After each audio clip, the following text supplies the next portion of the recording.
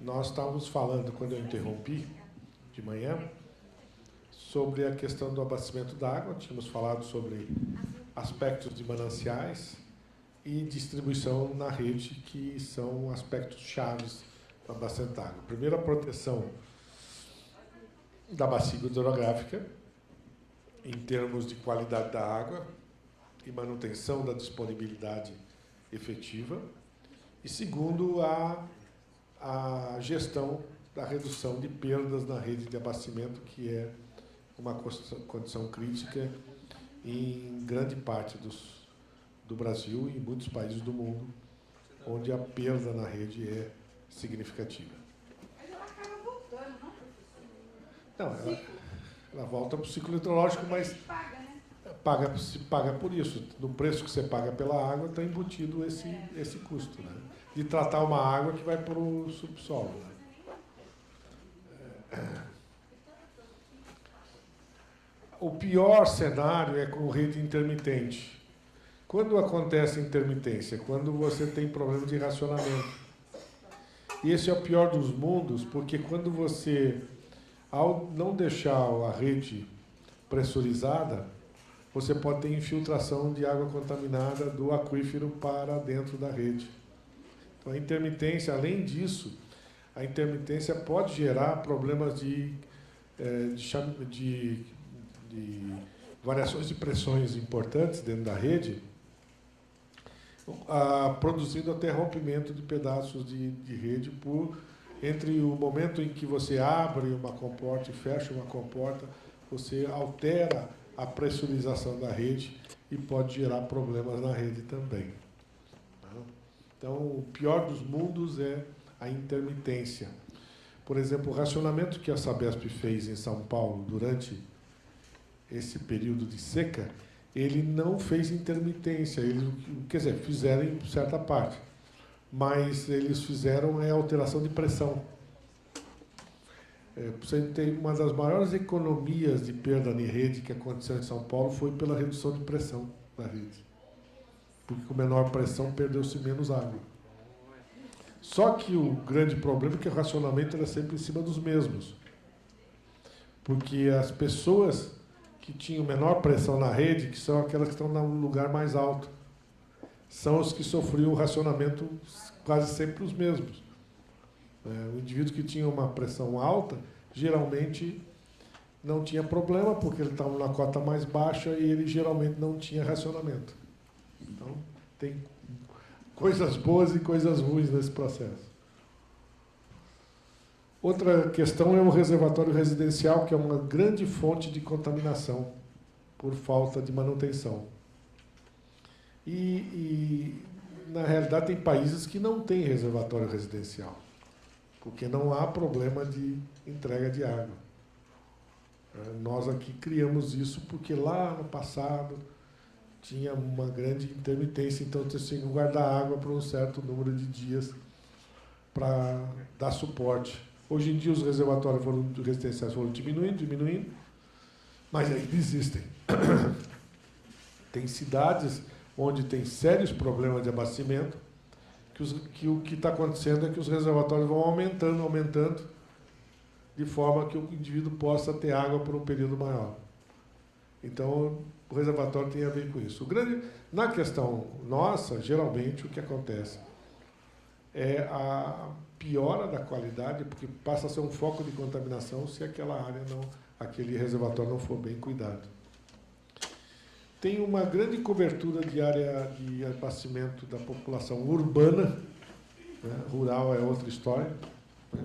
Portanto, o Brasil não tem um problema de cobertura de abastecimento, tem uma questão muito maior relacionada a esse serviço de abastecimento. O abastecimento animal é importante principalmente na área rural, onde se concentra a maior parte dos rebanhos, é óbvio.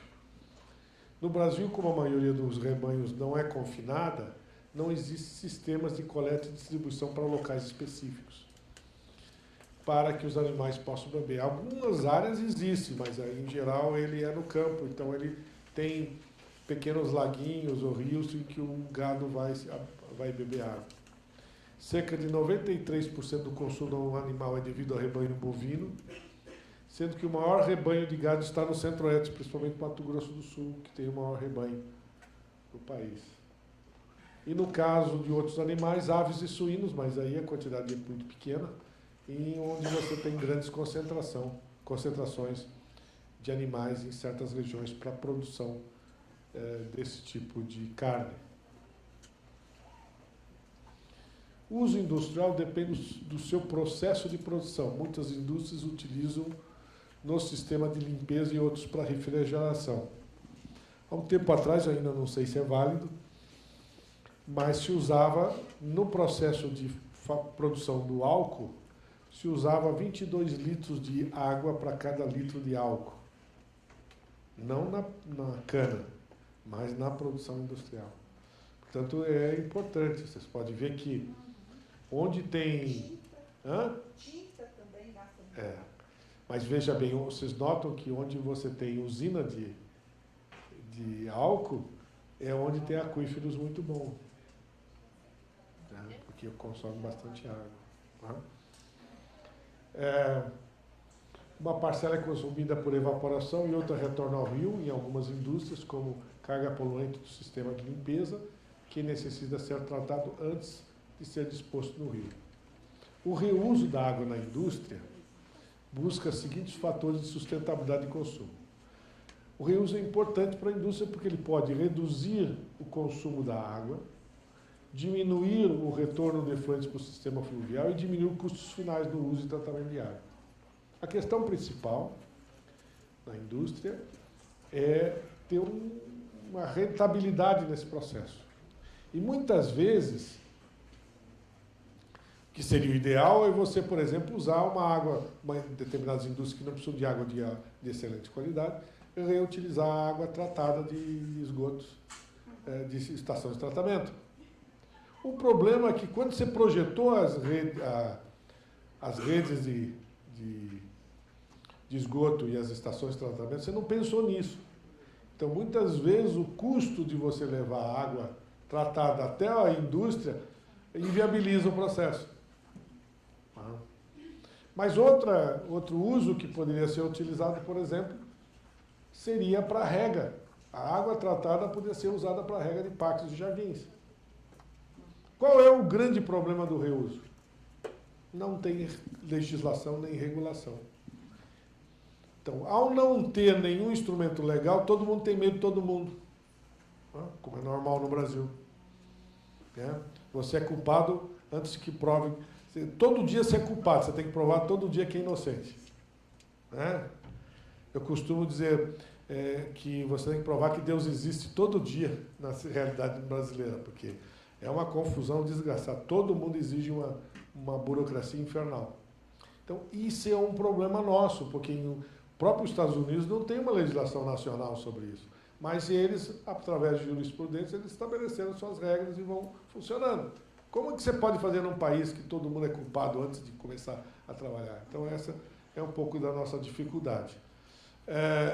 Então, o que nos falta, e isso pode ser feito, por exemplo, você tem reuso para água potável, que é o mais complexo, e tem reuso para água não potável. Então, por que não desenvolver uma regulação, ou pelo menos estabelecer regras para uso não potável, que beneficiaria significativamente a eficiência do uso da água, principalmente na indústria.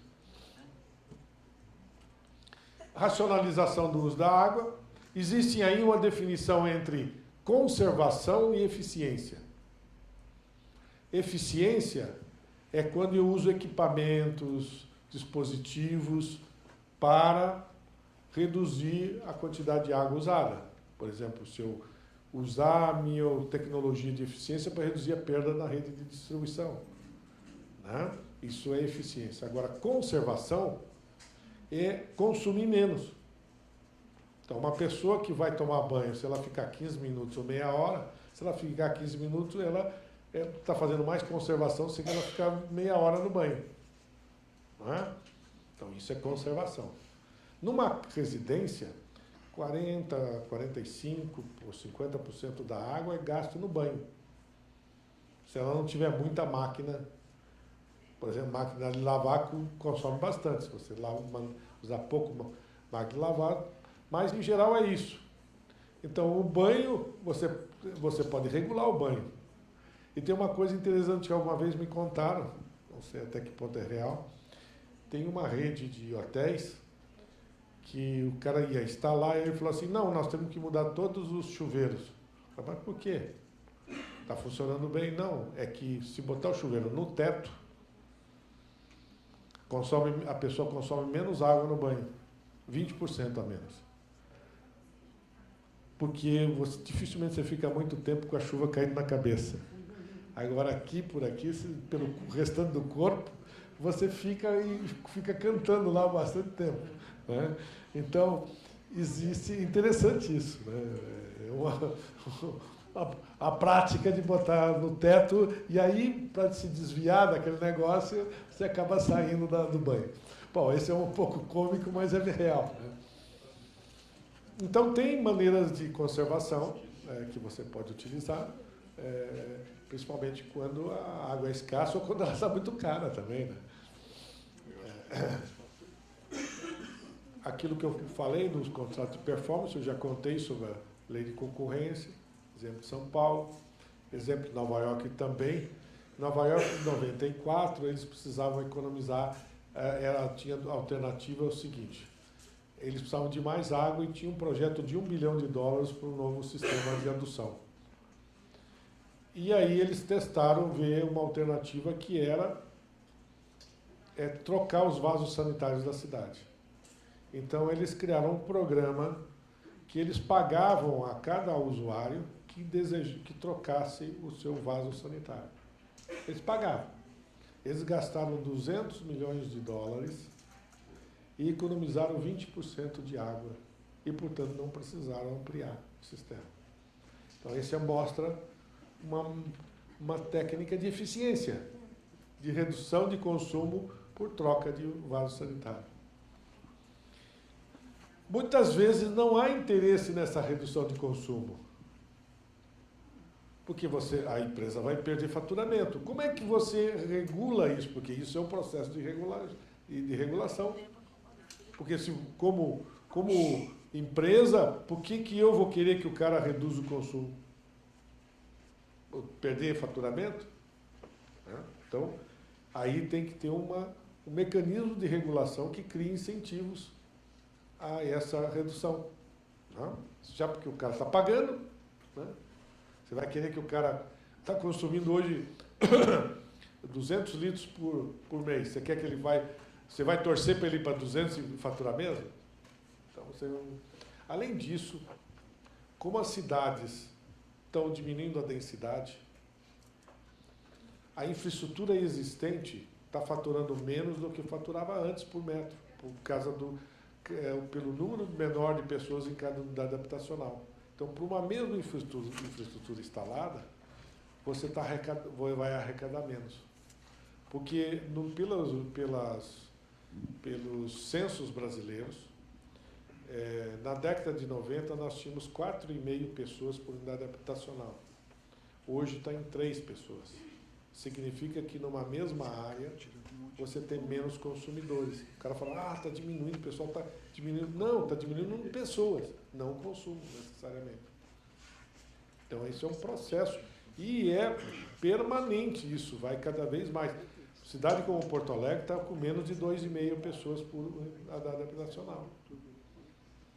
E isso é fenômeno mundial. Você vai na Europa, você tem países com menos de 2. Né? Que é a tendência moderna das menores famílias, pessoas morando muito sozinhas. Né? E, com isso, aquela infraestrutura que antes, imagine, num hectare você tinha, sei lá, 500 unidades habitacionais. Cada uma com 4,5 pessoas. Agora tem 3. Então, a demanda diminuiu para a mesma infraestrutura. Você gastou dinheiro em botar aquela rede de coleta, de entregar água para abastecimento, tudo, e agora você está, para aquela infraestrutura, ganhando menos de faturamento. O caso de Denver foi um caso já antigo. Eu me lembro quando eu morei no Colorado, se falava muito que Denver tinha que arrumar uma nova local, uma nova reservatório de regularização para atender a cidade. Falava-se isso, mas todos os projetos que foram feitos não eram aceitos ambientalmente, que é uma região muito radical em termos de meio ambiente, não se deixavam colocar reservatório nenhum. E começou a chegar no limite que a cidade simplesmente resolveu racionalizar o uso. O que foi racionalizar o uso? Botou medidor de água. Aí caiu o consumo significativamente. Eu me lembro quando eu morei naquela região, que é uma região de deserto, de semiárido. E você chegava à noite em casa assim, daí a pouco ligava o sprinkler, chovendo e com o sprinkler ligado. Havia pouca eficiência na conservação. E é uma região que chove 300 e poucos milímetros por ano. Então, havia água, claro, com vários projetos que foram investidos, mas havia pouca eficiência. Sabe qual é o consumo médio nos Estados Unidos de água? É da ordem de 660 litros por habitante dia. Enquanto que no Brasil, nós estamos assim, na faixa dos 150 a 200, não contando as perdas. Se você contar as perdas, vai ser bem mais. Como? Ah, sim, tem muita irrigação urbana. O que aconteceu? Estados como Nevada trocaram os jardins tradicionais por cactos e vegetação de deserto, para diminuir o consumo de água.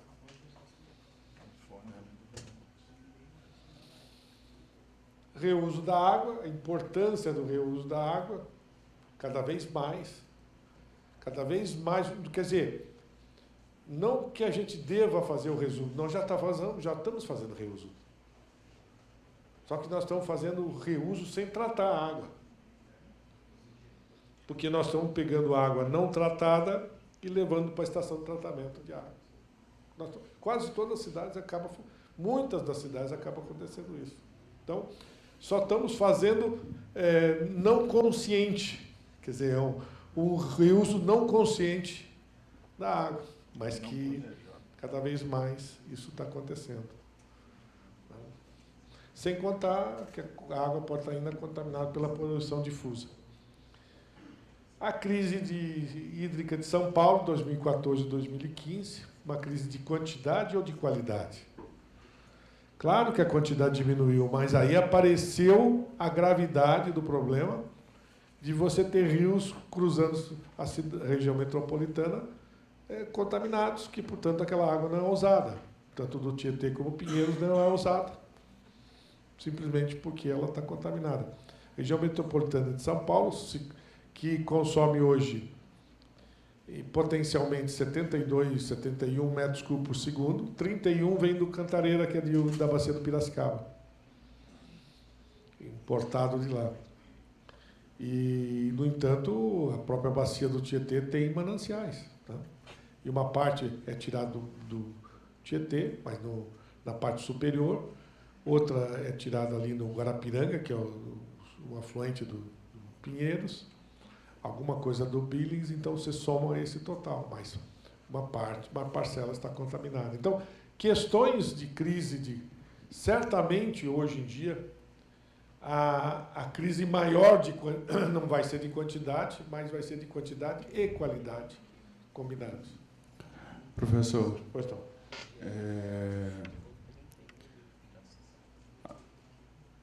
A densidade, nossa densidade hídrica, chamando de densidade, ela não favorece ao descaso, porque nós relativamente, temos rios e ribeirões de forma abundante. E tendo essa abundância, né, não gera esse descaso? Não é o caso do descuido por falar que existe muito? Você tem razão. Num cenário brasileiro, que o Brasil é considerado o país que tem 20% da água do mundo, né? Todo mundo, quando ouve falar do Brasil, fala, não, mas tem água demais, como vai se preocupar com escassez? Nunca, se vocês lembram, nunca passou pela ideia do brasileiro um problema de escassez. que acontece em muitos países todos os anos. Para nós sempre foi algo, não é comigo. Então, muito da atitude, e você em relação ao fato de que você não tem um problema iminente. Então, as tomadas de decisões são sempre adiadas para a racionalização. E você nota que aqueles lugares onde você tem mais dificuldades é onde se desenvolve melhor a gestão do conflito da disponibilidade. Um exemplo interessante, você me fez lembrar, a Coreia, até antes do século, desse início desse século, né, ela chega a ter 35% de perdas na rede. E aí, na virada, em cerca de 2000, eles fizeram um programa de eficiência, de melhoria da eficiência com tecnologia, para reduzir as perdas. Porque na Coreia é um problema a falta de água em anos com uma certa frequência. E eles conseguiram sair de 35% de perda para 15% de perda em média no país. Usando tecnologia, usando conhecimento, etc. Então, eles têm um bom exemplo dessa racionalização. Mas, de certa forma, pressionado até pela limitação que acontece em alguns anos.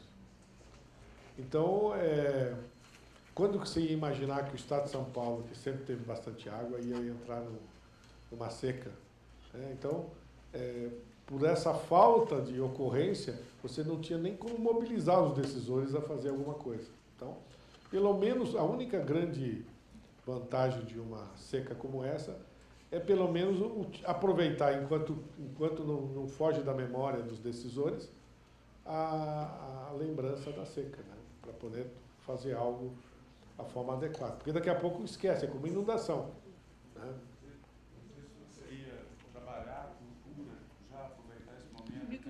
Tem que aproveitar enquanto há lembrança dela. Eu digo isso por inundação, porque eu sempre trabalhei com inundação e só lembram de mim quando acontece inundação. É mais ou menos como na TV, você vê sempre a mesma pessoa nas entrevistas. Tem um cara que fala sobre armamento, esse é meio gordo assim, é sempre ele que aparece quando tem um problema de guerra ou de armamento, aparece ele lá para falar. Foi uma coisa, gente, quando dá inundação o cara chama, tá, muito prazer, até, passou a inundação, todo mundo esqueceu e volta como era antes. Então, os processos naturais acontece isso, e nós não podemos deixar acontecer com a seca, que ela teve ela não aconteceu um evento e foi embora. Não, ela ficou presente e está presente por um período importante. Então nós temos que ficar pregando o fim do mundo sempre, né? Mais ou menos isso. Não muito o fim do mundo, porque se ele não acontece, todo mundo deixa de acreditar. Na irrigação, você tem os métodos tradicionais, que são a inundação, método de inundação, né, que é usado muito para irrigação de arroz, aspersão e gotejamento. Ali vai aumentando a eficiência. A inundação, a irrigação por irrigação é baixo eficiência, muito baixa a eficiência. Gotejamento melhora aliás, a aspersão melhora e gotejamento é o mais eficiente porque você só joga para a planta a demanda de evapotranspiração. Demandas de acordo com as condições climáticas, tipo de irrigação e planta, geralmente de 5.000 a 8.000 metros cúbicos hectare ano na região sudeste e parte do sul, exceção do sul com relação a arroz, que pode chegar a um valor alto. No nordeste, geralmente fala em 15.000 metros cúbicos por hectare ano e culturas como fruticultura pode chegar a 22.000 metros cúbicos por hectare ano. Predominam a irrigação por inundação para arroz no sul, aspersão no centro-oeste e no nordeste para fruticultura e por gravidade em outros métodos, que o problema da irrigação da água ser levada por gravidade em canais abertos é que se perde 45% da água infiltrando na distribuição. Limitações no semiárido, falta de mananciais, água salobra ou cristalina, e conflitos de demanda. No sul do Brasil, na fronteira do Brasil com o Uruguai, tem muitos problemas de conflitos, porque os arrozeiros não deixam quase a água chegar a jusante. Tem o que eles chamam no sul de taipa, que é um pequeno reservatório, que retira grande parte da água dos afluentes antes de chegar no rio principal. E naquelas regiões tipo no Ibicuí, no Quaraí, você pega uma imagem satélite, você vê reservatório por todo lado. E isso gera um conflito com o abastecimento d'água nos anos de maior seca, porque a água não chega para o abastecimento. Então, essas são regiões de conflito. Na Lagoa Mangueira, que é mais ao sul, que fica a reserva ecológica do Taim, ali é um conflito muito grande. Na região da Lagoa Mangueira, se chega a usar 70 metros cúbicos por segundo em janeiro, por irrigação de arroz. Eu trabalhei como perito judicial num caso lá, que eu quase me apanhei daqueles arrozeiros. Teve uma reunião, uma reunião lá na reserva, que eu pensei que daquele dia não passava, tá? Porque foi feia a coisa, né? Mas isso fica... Tem Lagoa Mirim, que está cheio de água, e internamente entre a Lagoa Mirim e o mar tem a Lagoa Mangueira e a reserva ecológica. Então, quando começa a bombear da Lagoa Mangueira, ele seca a reserva ecológica. Então, a briga importante entre a fiscalização da reserva ecológica em relação aos arrozeiros daquela área. Então, vocês imaginam que tem zonas assim. E essa irrigação de todo o sul do Brasil é privada. Não tem irrigação pública. Então, é proprietários e uma forte dependência daquela água. Aqui em Minas a gente também tem muito conflito, principalmente com irrigação, mas eu vou num outro conflito, no caso, que a gente atua um pouco próximo, da UHE Batalha, que teve uma falha de dimensionamento de demanda montante. Temos 3 municípios que estão entre os 10 maiores PIBs agrícolas do país. O primeiro está lá, que é Cristalino, em Goiás.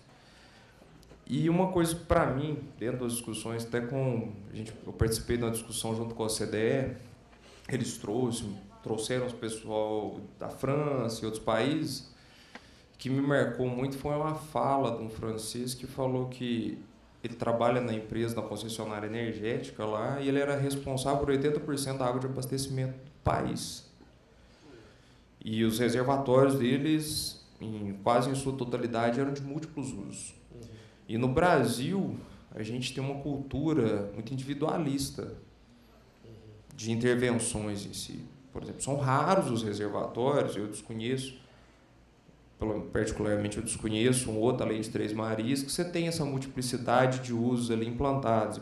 E Três Marias é até pouco utilizado como múltiplos usos. Você tem a piscicultura, a regularização de vazões e geração de energia é interessante, mas não é a prioridade. Mas o senhor acha que o que o Brasil precisaria mudar ou ser apresentado para que essa multiplicidade de uso em infraestrutura hídrica seja visualizada para mitigação de conflito e segurança hídrica? Bom, o uso múltiplo, desde o início, é muito difícil. O que eu chamo desde o início? Porque quando você faz a concepção do projeto, quem vai pagar a conta? Normalmente tem um setor que paga e os outros usam para virar uso múltiplo, né?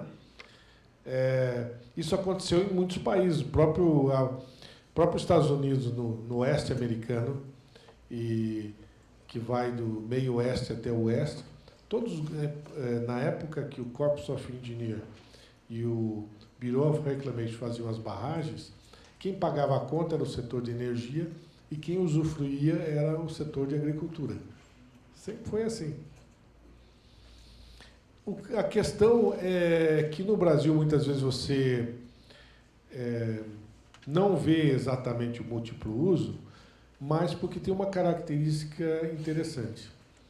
E, até pouco tempo atrás, as usinas eram todas construídas em bacias muito grandes, acima de 10 mil quilômetros quadrados. Para essas usinas, 10 mil quilômetros quadrados, ou 15 mil, outros 50 mil, o cara tirar água para abastecimento d'água ou para irrigação era como fazer cócega, né? Não fazia a menor diferença em quantidades não muito grandes. Por quê? Veja bem o seguinte, para você abastecer 1 milhão de habitantes, você precisa de 3 metros cúbicos por segundo. Numa bacia de 10, 15 mil metros cúbicos por segundo, quilômetros quadrados, a vazão está na faixa de 200, 300 metros cúbicos por segundo. 3 não é nada, então não faz a diferença para o uso múltiplo.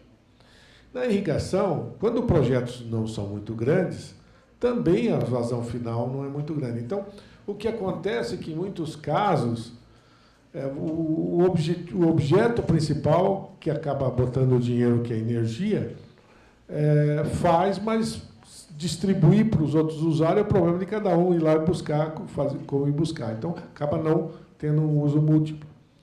Num país como a França, como é muito pequenininho, esses usos já têm muito interferência entre si. Como acontece também no Brasil hoje, quando as PCHs estão diminuindo em bacias menores, e porque você também está expandindo muito a irrigação. Então, você vai encontrar regiões mais onde esses conflitos começam a aparecer. Então, talvez o fato de não aparecer tanto no Brasil é pelas dimensões das bacias e das diferenças de projeto e de demanda de cada projeto, né? Você nota que, quando vai pedir outorga para vocês, quando a outorga vem para vocês de abastecimento d'água, é de baciazinha pequena, geralmente. Só quando ele está próximo do rio muito grande. Então, um pouco nessa sentido. Então, vão aparecer cenários como esse que você está mencionando, quando as bacias de energia vão diminuindo e os projetos de irrigação aumentando, né? Abastecimento d'água nem sempre é um grande conflito, ou somente é conflito com irrigação quando as bacias são muito pequenas. Aí passa a ter conflito. Então, é um pouquinho de dimensão, tem um pouco a ver com a dimensão. Vão aparecer em semiárido, vão aparecer em regiões onde tem pouca água e vão aparecer quando as bacias começam a diminuir de tamanho entre os projetos. Professor, aproveitar aqui, Mr. Rodrigo. Isso também tem a ver um pouco com o planejamento do uso do solo e aproveitamento do país, né? Eu me lembro quando eu era criança, a minha região aqui na Zona da Mata, você não encontrava nenhuma pequena propriedade que não se plantasse arroz. Evidente que reduziu sua mão de obra no meio rural e isso fez migrar o arroz. Mas essa era uma região de várzea, onde a água era disponível e estava ali no ambiente. Eu brinco sempre lá que nós tivemos o Provárzea na década de 70 aqui, que drenou todas as várzeas para transformar essa área em pasto. E os campos de vocês lá no sul foram todos irrigados e alagados para virar plantio de arroz. Tem uma lógica perversa aí, né? É que, digamos o seguinte, a irrigação por arroz ela é altamente consumidora de água. A equivalência é 800 pessoas por hectare. Você abastece com a mesma vazão que você alimenta 1 hectare de arroz, você abastece 800 pessoas. Então, você tem que ter um excesso de água. Então, onde que está a irrigação de arroz no Rio Grande do Sul, por exemplo? Perto do Lagoa Mirim. Tem infinita quantidade de água. Perto do Rio Uruguai, que também tem bastante... E algumas áreas não, que se expandiram. E hoje elas encolheram um pouco, porque o soja foi tomando conta. Porque, mesmo que você vai irrigar o soja, enquanto numa área de irrigação de arroz você está usando 1,5 litro por segundo por hectare, que isso chega a quase 20 mil metros cúbicos por hectare ano. Se você irrigar soja, você vai usar 5 mil, 4 mil. Né? E também depende da região. Por exemplo, no Centro-Oeste, que hoje virou uma grande expansão agrícola, e tem uma grande vantagem do Centro-Oeste. Como tem uma regularização natural muito alta, você tem água no subsolo sempre. E outra, você tem 4 culturas por ano. Vai competir com o cara que produz 4 culturas por ano. Tudo mecanizado. Ele pode chegar a uma rentabilidade altíssima. Eu fiz um trabalho uma vez para uma região lá de Goiás, que tinha vários produtores que estavam brigando entre si, e me pediram para fazer um estudo de balanço do reservatório deles. Eu cheguei à conclusão que o cara que tinha um cara lá que tinha 900 hectares, ele devia tirar por ano, de rendimento bruto, algo de 20, 25 milhões. Ele tinha 4 culturas por ano. Aí ele tinha o soja no final do período chuvoso, tinha o feijão no outro período, depois ele vinha com milho. Eu sei que ele vinha com 4 culturas no ano. Onde que você consegue isso? É como está acontecendo em parte de São Francisco com a fruticultura, que está tendo várias produções anuais. Professor, eu gostaria de que o senhor pudesse fazer uma avaliação com relação à segmentação dos cursos d'água em pequenos reservatórios ou em grandes reservatórios, no caso, uma avaliação, uma comparação, tendo em vista a transformação desses ambientes lógicos em ambientes lênticos. Uma avaliação, Você está falando das UHE e as PCHs. As UHEs usam reservatórios maiores e a PCH faz barreiras. Né? Bom, na literatura internacional se consagrou dizer que o UHE não é uma energia renovável e PCH é renovável, que é uma bobagem. Porque a conclusão que se tira é que o UHE, porque tem uma área de inundação maior, impacta mais. Até pode ser. Mas as PCHs, com as suas barreiras, ela elimina todo o corredor biológico, que pode ser extremamente danoso, independentemente da área que ela inunda. Então, veja que Itaipu tem 14 mil megawatts de capacidade. Uma PCH tem, na melhor das hipóteses, 30. Geralmente aí é 20, por aí. Quantas PCH você teria que fazer para chegar a uma Itaipu? Divide 14 mil por 20. Isso significa que você teria um número, quer dizer, 14 mil daria 1.400, 700 usinas PCHs. Quantos rios você interromperia o corredor biológico para chegar a uma Itaipu? Itaipu inunda 1.600 km², que é perto da sua potência, é muito pouco. O reservatório de Itaipu se renova em 19 dias. É tão pouco o volume que a vazão faz ele renovar em 14 dias, 19 dias. Então é muito discutível essa avaliação de que o reservatório grande é impactante e o pequeno. Além do mais, tem um fenômeno, um processo ocorrendo na realidade brasileira, que você mede a capacidade de regularização da energia do Brasil pela relação entre hectômetros por megawatt. Quer dizer, quantos hectômetros que eu tenho de volume no sistema por megawatt de energia. Significa que, quanto maior for esse valor, mais regularização eu tenho, mais segurança hídrica de geração de energia, porque a única forma de guardar energia é a água, não é? Na bateria você guarda muito pouco, né? Então, uma forma... E o que aconteceu com o sistema brasileiro? Ele foi desenhado para ter 2 anos e meio de segurança. Tem 5% de chance de falha em 2 anos e meio. O que aconteceu com o passar do tempo? Desde a década do início nessa década, nesse século, nós não construímos mais nenhum reservatório de regularização. Todos de queda só. Significa que essa relação foi caindo. Significa hoje que um ano seco, nós entramos e pagamos mais na conta, porque vai ter que ligar as térmicas.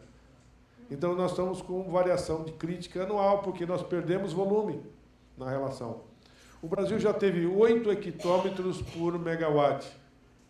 Hoje está menos de 3. E cada vez pior, porque os reservatórios, nenhum deles, nem os do Madeira, nem Belo Monte, nenhum deles tem reservatório. Eles só têm formação de queda. Então, você não tem regularização de vazão. Porque a energia depende de quê? Da vazão e da queda. Se você não tiver vazão, ela, o que for baixando, daqui a pouco você não gera nada, porque você só tem a queda.